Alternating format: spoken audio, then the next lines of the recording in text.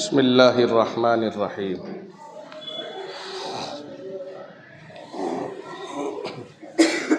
نحمدہ ونصلی علی رسولہ الکریم، اما بعد۔ اعوذ باللہ من الشیطان الرجیم، بسم اللہ الرحمن الرحیم۔ اقرأ بسم ربک الذی خلق، خلق الانسان من علق، اقرأ وربک الاکرم الذی علم بالقلم، علم الانسان ما لم یعلم۔ صدق اللہ مولانا العظیم۔ عزیزان ملت، نوجوان ساتھیوں، پیارے دوستوں اور دینی بھائیوں،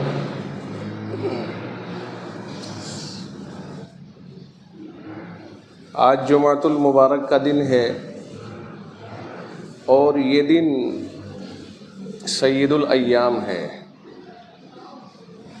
یعنی جتنے دن اللہ نے بنائے ہیں 7 دن، ان میں سب کا سردار جمعے کے دن کو بنایا ہے۔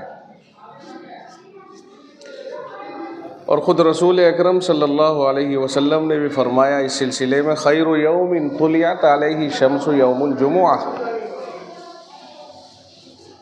کہ جتنے دنوں میں سورج طلوع ہوتا ہے تو ظاہر ہے جتنے دن پیدا کیے اللہ نے ہر دن سورج طلوع ہوتا ہے۔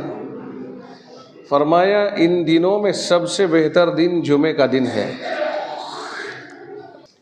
فرمایا کہ سب دنوں کا سردار جمعے کا دن ہے۔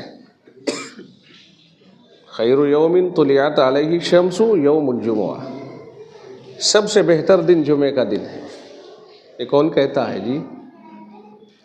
یہ کوئی دارالافتاء کا مفتی نہیں یا کوئی کسی قوم کا رہبر نہیں، بلکہ سید الناس جناب رسول اکرم صلی اللہ علیہ وسلم کا فرمان گرامی ہے۔ عام طور سے میں چونکہ تھوڑی ہی دیر کے لیے بیٹھا ہوں، باتیں پھر بکھر جاتی ہیں اور تھامنا بہت مشکل ہو جاتا ہے کہ کیا کہیں اور کیا نہ کہیں۔ عموماً ہمارے درمیان اب اس وقت میں اتوار کے دن کو فوقیت دی جاتی ہے بہت سارے مسائل میں۔ مثال کے طور پر کوئی پروگرام ہے، کوئی فنکشن ہے، ہم سوچتے ہیں اتوار کا دن چنیں گے صاحب، اور اگر ہم کہیں کہ صاحب جمعے کا دن چنو، کہ نہیں جمعے کا دن بہتر نہیں ہے، اتوار کا دن بہتر ہے۔ یہ جملہ اپنی زبان سے آپ یہ کہہ سکتے ہو کہ جمعے کے دن چونکہ جمعے کی مشغولیت زیادہ رہتی ہے، لوگوں کو تعبیر کر سکتے ہیں، اور اس دن میں عام طور سے جس پروگرام کو ہم کر رہے ہیں کہیں ایسا نہ ہو کہ لوگ وقت پر نہ پہنچ پائیں تو ہم اس کی وجہ سے ایسے دن کو چن رہے ہیں، یہ ایک دوسری بات ہو گئی۔ مگر نہیں، اتوار کا دن بہتر رہے گا، جمعہ بہتر نہیں رہے گا۔ اللہ کے نبی علیہ السلام نے تو جمعے کو سارے دنوں میں سب سے بہتر فرمایا ہے، ہم انجانے میں اس میں پھنس گئے اور اس کا ورودھ کر ڈالا۔ انجانے میں، جان بوجھ کر کوئی مسلمان یہ جرأت نہیں کرے گا کہ وہ آقا کے فرمان کے خلاف بولے، جان بوجھ کر ہی نہیں سکتا ہے، لیکن انجانے میں۔ اور ہم کہتے ہیں کہ کوئی پروگرام اگر اس طرح کا ہو تو جمعے کے دن کو چنو۔ جمعہ کا دن خیر کا دن نمبر 1۔ جمعے کے دن لوگ نہائے دھوئے ہوتے ہیں، صاف ستھرے ہوتے ہیں، عبادت کا ذوق ان کے اندر موجزن ہوتا ہے، اور ساتھ امت کا اس دن، بندوں کا اس دن قرب زیادہ ہوتا ہے بمقابل دوسرے دنوں کے، چونکہ کوئی کہیں بھی رہے کیسا ہی بھی ہو جمعہ تو وہ ضرور پڑھ ہی لیتا ہے۔ تو اس اعتبار سے ہمیں جمعے کے دن کو چن لینے میں شاید زیادہ بہترائی ہو اور بھلائی ہو۔ تو خیر یہ جمعے کا دن ہے، آج آپ تشریف لائے، اور دوسرے دنوں کے مقابلے میں جمعے کے دن ماشاءاللہ امت مسلمہ مسجدوں میں زیادہ آتی ہے، اور یوں سمجھ لیا جائے کہ شاید اکثر فیصد، یعنی 100% نہ صحیح لیکن 100 کے قریب فیصد جمعے کی نماز میں ساری امت مسجد کے اندر اماموں کے سامنے ہوتی ہے۔ یہی اس کے خیر کی سب سے بڑی دلیل ہے کہ اس دن اللہ تعالیٰ الگ ہی جذبہ پیدا فرما دیتا ہے لوگ، حالانکہ جمعہ جو ہے جو ظہر ہی کے وقت میں ہوتا ہے، جمعہ کوئی اصل چیز نہیں ہے، اصل ظہر ہے، لیکن بعض مصلحتوں کی بنیاد پر جمعے کو طے فرما دیا گیا ہے تاکہ جمعے میں زیادہ لوگ ظاہر ہوں، اور مصلحت زیادہ اسی میں ہے کہ ہم یوں ظاہر کر دیں کہ اسلام کے ماننے والے الحمدللہ اتنی بڑی تعداد میں ہے۔ اسی لیے بہت چھوٹی چھوٹی مسجدوں کے اندر جمعہ پڑھنا بہتر نہیں سمجھا گیا، بلکہ جمعہ پڑھا جائے بڑی مسجدوں کے اندر، تاکہ ہماری شان اجتماعیت کا اظہار ہو جائے اور یہ معلوم ہو جائے کہ ہم اتنی بڑی تعداد میں بھی ہیں اور اس طرح اجتماعیت کے ساتھ بھی رہنا جانتے ہیں۔ یہ مصلحتیں ہیں اس کی۔ خیر، اللہ کا شکر ہے کہ جمعے کا دن ہمیں میسر آیا۔ یہ کوئی ضروری نہیں ہے کہ جو آج جمعے کے دن یہاں بیٹھا ہے اگلے جمعے کو بھی آ کر کے بیٹھے، معلوم نہیں کہ اس کے بارے میں اللہ کا یہ فیصلہ ہو چکا ہو کہ اس کے ایام پورے ہو چکے ہیں اور اب اس کو دنیا کو چھوڑ کے جانا ہے۔ غنیمت جانے جو وقت ہم کو مل گیا ہے۔ اللہ نے ہمیں اپنی عبادت کے لیے پیدا کیا ہے۔ قرآن کریم خود کہتا ہے وَمَا خَلَقْتُ الْجِنَّ وَالْإِنسَ إِلَّا لِيَعْبُدُونَ، کہ میں نے جن و انس کو عبادت کے لیے پیدا کیا ہے۔ اور عبادت کا یہ مطلب ہرگز نہ سمجھیں کہ عبادت میں اللہ اکبر کہہ کے نیت باندھنا یہی مطلب ہوگا اس کا۔ ہو سکتا ہے ذہنوں میں یہ آئے جب یہ کہے اللہ فرماتا ہے ہم نے انسان و جنات کو اپنی عبادت کے لیے پیدا کیا ہے، تو عبادت ہم سمجھتے ہیں کہ صاحب نماز پڑھنا عبادت ہے، بس اس کا مطلب ہم تو نمازوں میں ہی لگے رہیں۔ نہیں، اس کا مطلب یہ ہے کہ اللہ یہ فرما رہا ہے ہم نے جن و انس کو اپنی اطاعت، فرما برداری اور اپنی تابع داری کے لیے پیدا فرمایا ہے۔ اس میں نماز بھی ایک تابع داری ہے۔ آپ دکان پر رہیے، وہ ایک تابع داری۔ اگر آپ کاروبار شریعت کے حساب سے کرتے ہیں تو یہ تابع داری ہے۔ جمعے کے دن اگر اذان ہوتے ہی کاروبار کو چھوڑ دیتے ہیں، اور اگر آپ کی ترازو اس طرح ہاتھ میں اٹھی ہوئی ہے اور اذان آپ کے کانوں میں پڑ جائے، حکم یہ ہے وَذَرُ الْبَيْعَ، ترازو بھی چھوڑ دو، وَذَرُ الْبَيْعَ، تمام کاروبار بند کر دو۔ اب آپ کا کام ایک ہی رہ گیا کہ سیدھے جمعے کی تیاری پہ لگ جاؤ، سیدھے جمعے کی تیاری پہ۔ اس میں اگر آپ نے غسل نہ کیا ہو مثلاً تو غسل کرے، وضو نہیں کیا وضو کرے، جو جمعے سے متعلق کام ہے وہی کرنے شروع کریں، اس کے علاوہ دوسرے کاموں کو چھوڑ دو۔ اور اب آپ ان کاموں کو چھوڑنے کے بعد جب خداوند عالم کے حکم کی تابع داری کرتے ہوئے جمعے کے لیے چلیں گے تو اب رب کی طرف سے آپ کو ایک انعام حاصل ہوگا۔ رب کہتا ہے نا یا ایھا الذین آمنوا اذا نودی للصلاۃ من یوم الجمعہ فاسعوا الی ذکر اللہ وذروا البیع، فرمایا اب تم جمعے کے دن اذان سنتے ہی اللہ کے ذکر یعنی جمعے کی طرف چل پڑو، خطبے کی طرف چل پڑو اور خرید و فروخت بند کر دو، کاروبار بند کر دو۔ ذالکم خیر لکم ان کنتم تعلمون، یہی تمہارے لیے بہتر ہے اگر تمہیں اس کی بہترائی کا علم ہو جائے تو۔ اب جب آپ نے اللہ کی مان لی کہ میرا رب کہتا ہے جمعے کے دن ظہر میں جب جمعے کے لیے اذان ہوتی ہے، جیسے ہی اذان کی آواز سنو کاروبار فوراً ترک کر دو۔ اگر ہم نے رب کے اس فرمان پر عمل کر لیا تو رب کہتا ہے فَإِذَا قُضِيَتِ الصَّلَاةُ، جب نماز جمعہ ختم ہو جائے، پوری ہو جائے، فَانْتَشِرُوا فِي الْأَرْضِ، پھیل جاؤ کاروبار پہ، وَابْتَغُوا مِنْ فَضْلِ اللَّهِ، تلاش کرو اللہ کے فضل کو، یعنی کاروبار میں لگ جاؤ۔ اللہ نے جمعے کی نماز کے بعد میں روکا نہیں، جمعے کی نماز کے فوراً بعد کہا جاؤ اب کاروبار کرو، اور اللہ تعالیٰ اس کاروبار کے اندر برکت عطا فرماتا ہے۔ فرمایا فانتشروا فی الارض وابتغوا من فضل اللہ، اللہ کا فضل، روزی تلاش کرو۔ علماء نے لکھا ہے، مفسرین نے لکھا ہے، اگر کوئی خدا کے حکم پر اس طرح عمل کرے کہ اذان جمعہ سننے کے بعد فوراً جمعے کی طرف متوجہ ہو، اس کے بعد اس کاروبار پر جائے جسے اللہ نے چھڑوایا ہے اپنے حکم سے، تو اللہ تعالیٰ اس میں بے انتہا برکت اور روزی عنایت فرماتا ہے۔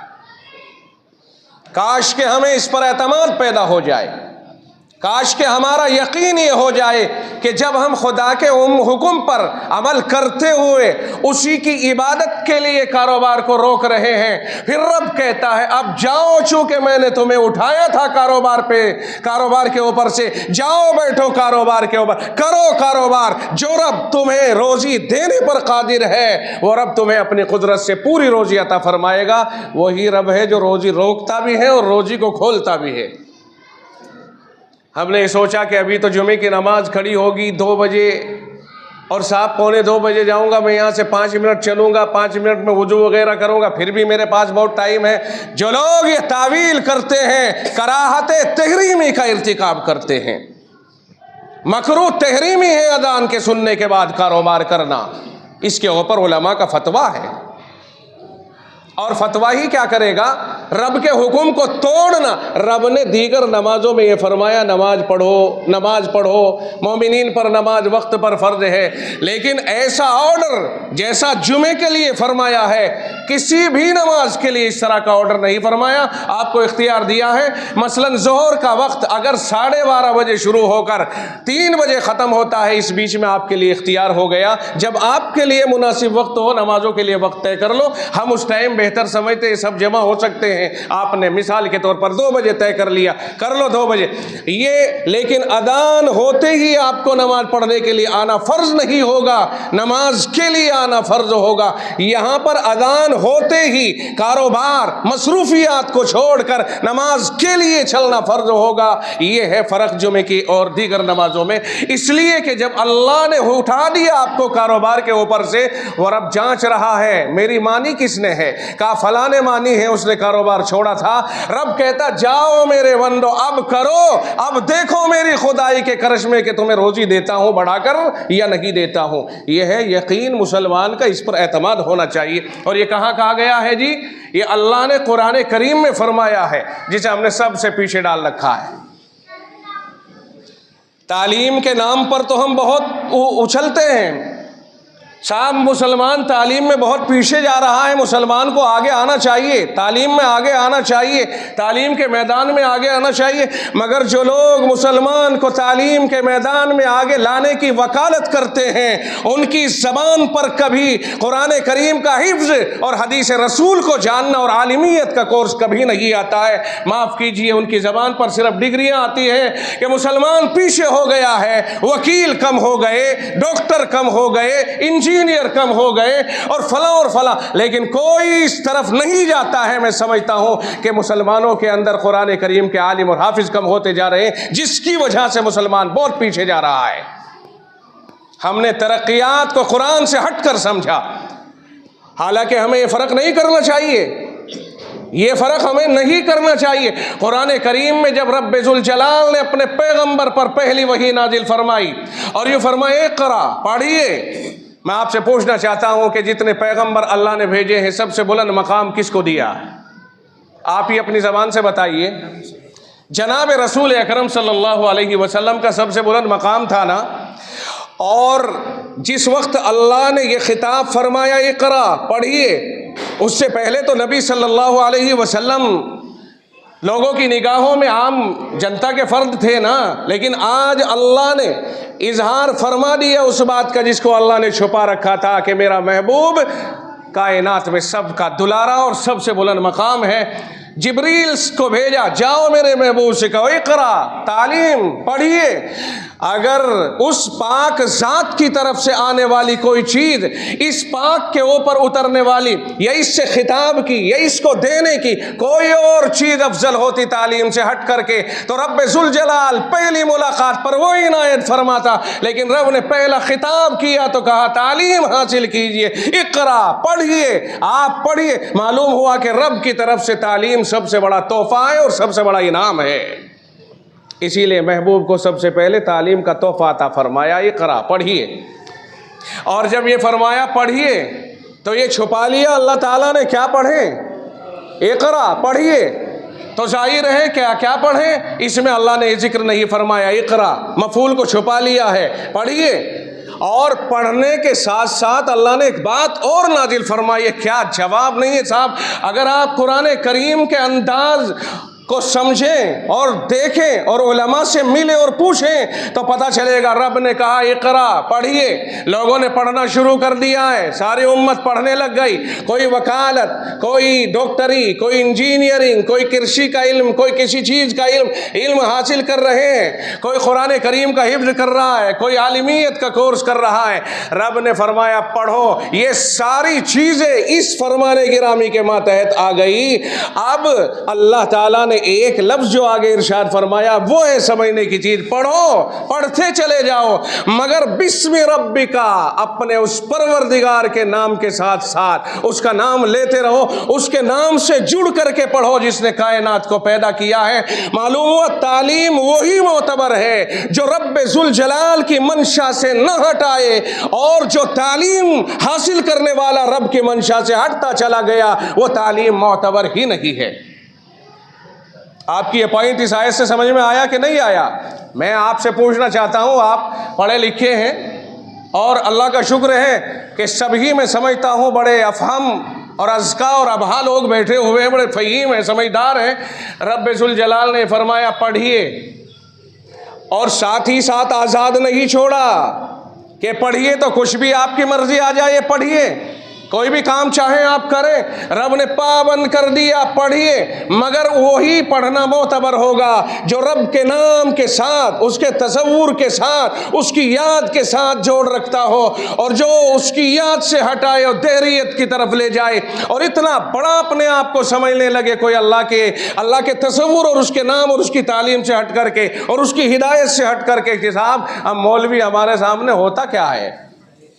یہ ٹکڑوں پہ پلنے والا ملا جی, یہ زکوٰۃ وصول کرنے والا ملا, یہ منڈیوں میں جا کر کے سبزیاں وصول کرنے والا ملا, اپنے مطبخ کو مانگ مانگ کے چلانے والا ملا ہمارے سامنے ہوتا کیا ہے؟ پھر سمجھیے تو جناب رسول اکرم صلی اللہ علیہ وسلم کے دربار میں فیصلہ کراتے ہیں. پڑھ کر کے تو سب آ گئے, پڑھ لیا, اللہ نے فرمایا پڑھیے, پڑھنے لگ گئے سب. ایک چلا پڑھتے پڑھتے وہ ڈاکٹر بن گیا, ایک چلا پڑھتے پڑھتے انجینئر بن گیا, ایک چلا پڑھتے پڑھتے وکیل بن گیا, ایک چلا پڑھ کے قرآن کا حافظ اور عالم بن گیا. اب ان سارے پڑھے لکھوں کو جناب رسول اکرم صلی اللہ علیہ وسلم کے دربار میں لایا جائے. پہلی بات تو آپ یہ سمجھیے کہ تعلیم سب ہی اچھی ہیں, کیونکہ اللہ نے فرمایا نا پڑھو, تو جو بھی آپ پڑھ رہے ہیں سبھی اچھے ہیں سوائے اس کے کہ جو اللہ کے نظام سے ٹکرائے, دہریت کی طرف لے جائے, جیسا کہ فلسفہ اس طرح کی چیزیں اس میں ہوا کرتی تھی. جو بھی اللہ کے نظام سے ٹکرانے والی بات ہوگی اس کو ریجیکٹ کر دیا جائے گا, اور جو اس سے ٹکرائے گی نہیں اس کو لے لیا جائے گا. چنانچہ ڈاکٹری, انجینئرنگ اور یہ سب چیزیں اللہ کے نظام سے نہیں ٹکراتی ہیں. حکم کے ماتحت ہے پڑھو, لیکن ان پڑھے لکھوں میں بھی تو فرق ہوگا نا. جیسے آپ بیٹھے کاروبار کرتے ہو تو کاروبار کون سا زیادہ نفع بخش ہے؟ کاروبار تو سبھی اچھے ہیں, جو بھی لے کے بیٹھ جائے. ایک آدمی بریانی اور اس کا حلیم کا ٹھیلا لے کے بیٹھا ہے, لاکھوں لاکھ کما کر کے وہ بھی کروڑ پتی بن گیا ہے, لیکن کاروبار بڑھیا, بڑا, باعزت, سب سے باعزت کون سا ہے؟ یہ آپ کے اوپر فیصلہ ہے. تو اللہ کے رسول صلی اللہ علیہ وسلم کے در پہ جب پہنچے, آقا یہ سب پڑھے لکھے آپ کے سامنے کھڑے ہیں, آپ کا کیا رجحان ہے, کیا فیصلہ ہے, کیا ترک دیتے ہیں آپ کے؟ ان میں کون ہے جو مقام اور مرتبے کے اعتبار سے سب سے بلند ہے؟ تو آقا نے ارشاد فرمایا خیرکم من تعلم القرآن وعلمہ, تم پڑھے لکھوں میں سب سے بہتر پڑھا لکھا وہ ہے جو قرآن کریم پڑھنے اور پڑھانے میں مصروف ہے. میں نہیں کہتا, جناب رسول اکرم صلی اللہ علیہ وسلم کا فرمان گرامی ہے بھائی, خیر سب سے بہتر, معلومات دوسرے بھی بہتر ہیں, دوسرے بھی بہتر ہیں, مگر ان میں سب سے بہتر آپ کے دسترخوان پر دال, آلو کی سبزی, قورمہ, بریانی, مرغ, یہ سب کھانے رکھے ہوئے ہیں. کسی بازوق سے کہیں گے کہ آپ یہ کھانوں کے بارے میں فیصلہ کریں, کہیں گے سبھی اچھے, مگر ان میں سب سے اچھی ڈش یہ ہے. جناب رسول اکرم صلی اللہ علیہ وسلم نے فرمایا پڑھے لکھوں میں سب سے بہتر پڑھا لکھا قرآن کریم کو پڑھنے لکھنے والا ہے اور اس کو پڑھانے والا ہے. یہ اللہ کے رسول نے فرق مراتب بیان فرمایا ہے. اگر کوئی قرآن کریم کی تعلیم کو ادنا سمجھتا ہے, جیسے کوئی کہے اعلیٰ تعلیم یافتہ فلاں ہے اور قرآن کریم کی تعلیم اس کے پاس نہیں ہے, تو میں سمجھتا ہوں اس نے جملہ صحیح استعمال نہیں کیا, کیونکہ اعلیٰ جو ہے وہ قرآن کریم ہے جسے اللہ کی طرف سے ڈائریکٹ نازل کیا گیا اور اس میں کوئی تبدیلی نہیں ہے, دیگر چیزیں بندوں نے مرتب کی ہے اور قرآن کریم اللہ کا بھیجا ہوا ہے. اس لیے جو اسے پڑھے گا وہی اعلیٰ ہوگا. آپ کاغذ سے اندازہ لگائیے, फैक्ट्री से कागज ला करके आप सारी किताबें लिख डालिए और कुरान करीम के अल्फाज भी एक किताब के एक कागज के ऊपर लिखिए और फिर किसी अक्लमंद से मालूम कीजिए कि इन कागजों में सबसे ऊपर रखने वाला कागज कौन सा होगा। आप खुद कहेंगे कुरान, हम कहेंगे नीचे तो इंजीनियरिंग का कोर्स भी है, उससे नीचे तो डॉक्टरी का भी है, उससे नीचे तो और भी दूसरे कोर्स हैं, लेकिन आप कह रहे हो सबसे ऊपर कुरान का कागज रखा जाएगा। आप खुद कह रहे हो। मालूम हुआ जिस तरह कागज कुरान के अल्फाज से हर कागज पर बुलंद मकाम हो गया, इसी तरह उस इल्म को जो उन पर लिखा हुआ है हासिल करने वाले भी इसी फर्क के साथ रहेंगे। जो कागज कुरान करीम के अल्फाज से मुज़य्यन है उसको पढ़ने वाला इन सब के ऊपर अफजल हो जाएगा। जैसे कागज अफजल वैसे ही पढ़ने वालों में भी ये अफजल। ये फ़र्क तो होगा, चूँकि अल्लाह और उसके रसूल ने फ़र्क समझा दिया। अब इन चीज़ों को अगर हम देखते हैं, कुरान करीम में जो अकाइद, मामलात और माशरत और ये चीज़ें जो कुरान करीम से हमें मिलती हैं और अहादीस से मिलती हैं, दर हकीकत यही वो चीज़ें हैं जो इंसान की जड़ बुनियाद है। अगर आदमी इनसे हटता है तो चाहे वो अपने एतबार से कितनी ही तरक्की कर जाए, सही बात यह है कि इंसानियत की बुनियाद कुरान करीम की उस तालीम में है जो अकाइद, इबादात और माशरत और मामलात और अखलाकियात के ऊपर मबनी है। वरना तो बहुत सारे लोगों को देखा गया है जनाब मन कि आप देखेंगे कि साहब मुल्क भर के अंदर अब हम ये सोचते रहते हैं कि साहब भाईचारा और अमन और शांति और आपसदारी इसको मलहूद रखने के लिए बहुत सारे वो होते हैं जो इसको जायज़ समझते हैं कि अगर होली का ज़माना आए और हम होली के रंगों में शामिल हो जाएं तो हम में से बहुत से समझते हैं कि साहब होली के साथ शामिल होना ये भाईचारे को बढ़ावा देना है। हालांकि वो समझ गए कि तहजीबी इर्तिदाद में मुब्तला होना अकीदे के इर्तिदाद की तरफ ले जाता है। और यही लोग हैं जो इस तरह से ढीले हैं कुरान करीम की तालीम को समझने में, वही लोग हैं जो इर्तिदाद की तरफ बहुत जल्द वापस लौटते हैं। अल्लाह ताला हम सब की हिफाजत फरमाए। वो तहजीब जिसमें आका ने फरमाया मन तशब्बह बिकौमिन फहुवा मिनहुम, जो आदमी जिस कौम से मुशाबहत इख्तियार करेगा वो आदमी उन्हीं में शुमार होगा। अगर हम आपको आर्मी का लिबास पेश कर दें और आप में से जवानों को उठा के आर्मी का लिबास पहना दे और आप निकल के महल्ले में जाएं तो यकीनन आपका जाहिर चूंकि आर्मी जैसा है इसलिए आपको महल्लेदार समझेंगे कि शायद आर्मी मार्च कर रही है। भाईजान समझ लो इस बात को कि जो ये समझते हैं दिल मुतमईन चाहिए, ऊपर से क्या होता है। जी हाँ, एक कबूतर के पर फाड़ दो और फिर कह दो कि ये ऊपर ऊपर का हिस्सा खत्म हुआ है, गोश्त पोश्त तो बाकी है, फिर हम कहेंगे बिल्ली से कभी महफूज नहीं हो सकता है वो कबूतर जिसका जाहिर महफूज ना हो। वो शैतान के चुंगल से कभी महफूज नहीं होता मुसलमान जिसका जाहिर इस्लाम की तस्वीर के साथ मुतसव्वर न हो और मुज़य्यन न हो। अगर लोग इसे हल्के में लेंगे कि साहब मेरा दिल तो अल्लाह के दीन पर मुतमईन है, लिहाजा मेरे ऊपर से जाहिर से क्या होता है, मैंने भाईचारे को बढ़ावा देने के लिए अगर ऐसा कर दिया तो मौलवियों को क्यों ज्यादा परेशानी हो गई। नहीं, जो बात हक है उसे कहने में कभी खौफ नहीं करना चाहिए और ये मौलवी की जिम्मेदारी है। अल्लाह के नबी अलैहिस्सलाम ने फरमाया इज़ा ज़हरल बिदअ वल फितनु फलयुज़हिरिल आलिमु इल्महु औ कमा क़ाल, फरमाया जब बिदअत, फितने और इस तरह की चीजें जो अकाइद पर वार करने वाली हो वो आने लगे तो फिर मौलवी का चुप रहना ये नाजायज होगा। फिर मौलवी को अपने इल्म के साथ में कौम के सामने पेश आना लाजिम और ज़रूरी होगा। ये अल्लाह के नबी अलैहिस्सलाम का फरमान है।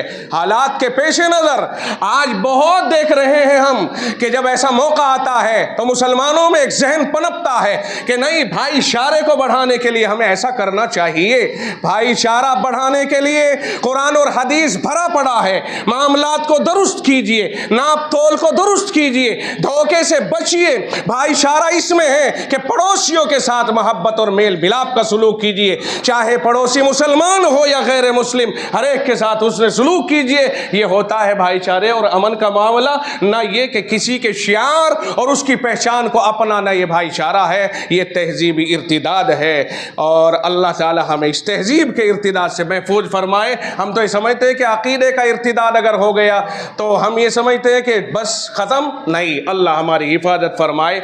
मैं आखिर में ये बात कह कर के اپنی بات کو ختم کروں چونکہ وقت بہت آگے ہو گیا 1.5 منٹ میں، کہ مجھے اس بات پر بہت خوشی ہے کہ آج میری حاضری پہلی بار اس مسجد میں ہوئی، اور یہ میری کوئی ایسی غرض نہیں کہ جو میں آپ کے سامنے رکھوں، بلکہ اچانک آنا ہو گیا۔ مولانا رئیس صاحب نے حکم فرمایا، ادھر مفتی عمران صاحب نے حکم فرمایا، اگرچہ ہمارے چھوٹے ہیں مفتی عمران صاحب، جامعہ عربیہ خادم الاسلام ہاپوڑ میں پڑھے ہیں، وہاں میں رہتا ہوں ایک مدت سے، تو چونکہ ہمارے زمانے تدریس میں انہوں نے تعلیم حاصل کی ہے، اور ہمیں اس وقت میں ان کی کارگزاری مختلف لوگوں سے سن کر کے بہت خوشی ہوئی کہ الحمدللہ جو ان تک پیغام ہم نے پہنچایا تھا، جو ہم اپنے یہاں تعلیم میں بچوں کے اوپر فوکس کرتے ہیں کہ بچوں کہیں بھی رہو، تمہیں اللہ کتنا ہی بڑا مقام کیوں نہ دے دے، تمہیں اللہ کتنا ہی علم کیوں نہ دے دے، جہاں تم رہو وہاں کے بڑوں کی تعظیم تمہارے اوپر واجب اور ضروری ہے۔ ہمیں شکایت نہیں ملنی چاہیے کہ کسی ہمارے طالب علم نے کہیں رہ کر کے اور اپنے آپ کو محلے میں سمجھا مجھے عزت حاصل ہو گئی، جیسا کہ الحمدللہ انہیں بھی حاصل ہے، اور وہ پھر اپنے بڑوں کو ہلکے میں لے لے۔ ہماری طرف سے یہ ہرگز ہدایت نہیں ہے۔ ہمارے جامعہ کی طرف سے اپنے پڑھنے والوں کو ہدایت ہوتی ہے کہ بھائی جہاں بھی رہو اپنے بڑوں کا احترام کر کے رہو۔ اللہ کا شکر ہے کہ یہاں پر یہ اپنے بڑوں کا احترام کرنے والے ثابت ہوئے ہیں۔ مولانا مہتاب صاحب وغیرہ، میری ملاقات اگرچہ ان سے ابھی تک نہیں ہوئی ہوگی غائبانہ، تو میں جان پہچان میں اس بارے میں بھی معلوم ہوا کہ یہاں الحمدللہ وہ بھی ایک باعزت اور بلند مقام آدمی ہے۔ ایسے ایسے افراد کی یہ عزت کریں تو یہ ہمارے لیے نہایت ہی خوشی کا سودا ہے۔ اللہ تعالیٰ ان کی اور ہم سب کی عزت میں چار چاند لگائے، خوشحالی عطا فرمائے۔ اور آپ نے جو چند معروضات میری اتنی دیر تک سنی ہیں، میں آپ کا شکریہ ادا کرتا ہوں کہ آپ نے دہلی جیسے شہر میں مصروف ہو کر کے اور 5 منٹ اضافہ میرا برداشت کیا، یہ میرے لیے بھی بڑی سعادت کی بات ہے آپ کی طرف سے۔ اللہ تعالی ہم سب کو خیر و عافیت کے ساتھ رکھے۔ وآخر دعوانا الحمدللہ۔